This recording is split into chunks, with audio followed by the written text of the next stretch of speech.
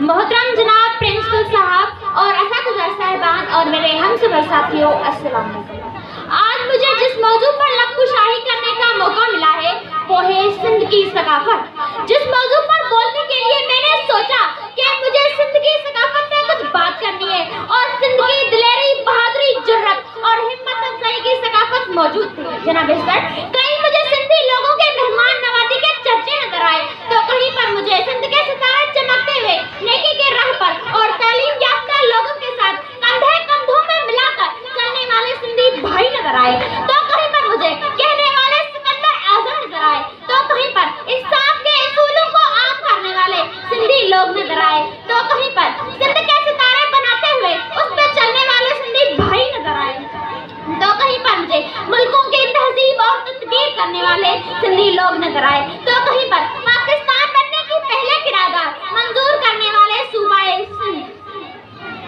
तो कहीं पर जुल्फ़िकार अली भुट्टो और बेनज़ीर भुट्टो जैसे सियासतदान नजर आए।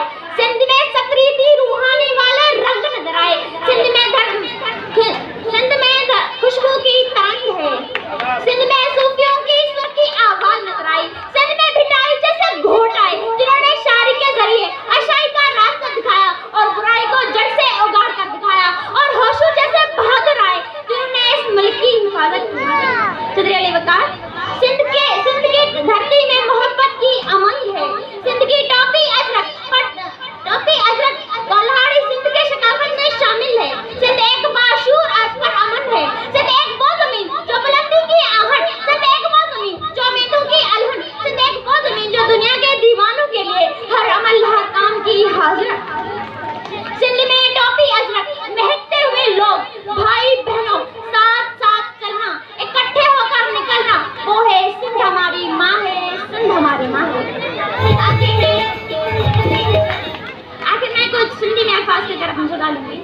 केर थो झलई तू दो नथी, केर थो झलई तू दो नथी, शींह थी शहमीर थी शोदो नथी, शींह थी शहमीर थी शोदो नथी, तू मेहरान थी मौज थी हालार थी